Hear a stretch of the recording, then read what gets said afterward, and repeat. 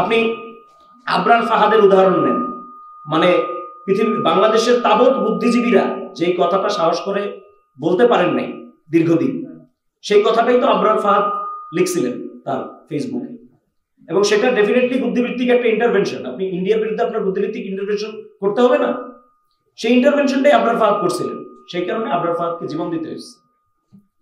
তো বুদ্ধিবৃত্তি হত্যার classic example Awami League, এবং আমি সিঙ্গেল এক্সাম্পল বাদই দিলাম, এই যে 2000 আমাদের শহীদ আর 20,000 আহত, এর মধ্যে আমাদের কতজন ভবিষ্যৎ বুদ্ধিজীবী ছিলেন আপনারা এটা কতগুলি মেধাবী মানুষ এখানে মারা গেলেন। বাংলাদেশের ইতিহাসের সর্বনিকৃষ্ট বুদ্ধিজীবী হত্যাকাণ্ড ঘটাইছে আওয়ামী লীগ। সুতরাং আমরা সব বুদ্ধিজীবী হত্যাকাণ্ডের কথা আমরা বলি, ডেফিনেটলি আমরা 71-এর যে বুদ্ধিজীবী হত্যাকাণ্ড সেটার যে স্পিরিট সেটাকেও আমরা ধারণ করি, কিন্তু আওয়ামী পন্থায় না।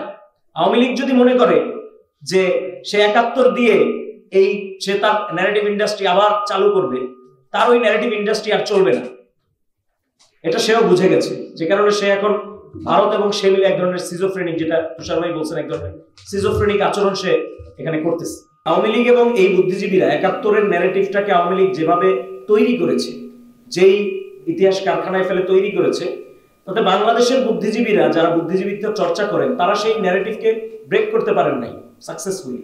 তারা সেই ন্যারেটিভের চরকায় আটকা পড়ে গেছে, অনেককে ভয়ভীতি দেখিয়ে সেখানে আটকে রাখা হয়েছে।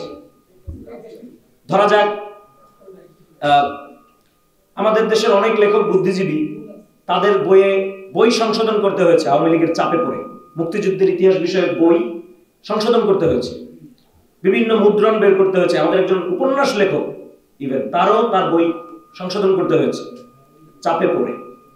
সুতরাং এই যে বুদ্ধিজীবীদেরকে আওয়ামী লীগ এই ভয়টাই সবসময় দেখাতো, যে বা দেখায় এখনো, যে আমরা চলে গেলে কিন্তু তোমাদের আর কেউ নাই।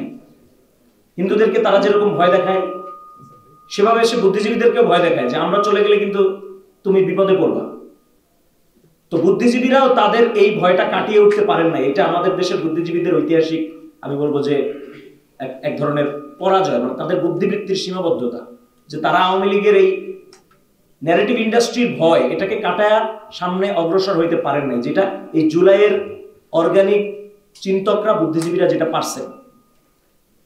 এবং আমরা দেখেন এখানে আমরা যারা আছি, আপনারাও আন্দোলন করেন, এই সরকারের বিরুদ্ধেও কথা বলেন, পরিস্থিতি নিয়ে কথা বলেন, অনেক কিছু নিয়ে কথা বলেন, কিন্তু আপনারা কিন্তু আওয়ামী ন্যারেটিভের মধ্যে কিন্তু আমরা কথাটা বলি না। দ্যাটস দ্য পয়েন্ট, যেখান থেকে আমরা ব্রেক করতে পারছি ওই জায়গাগুলো।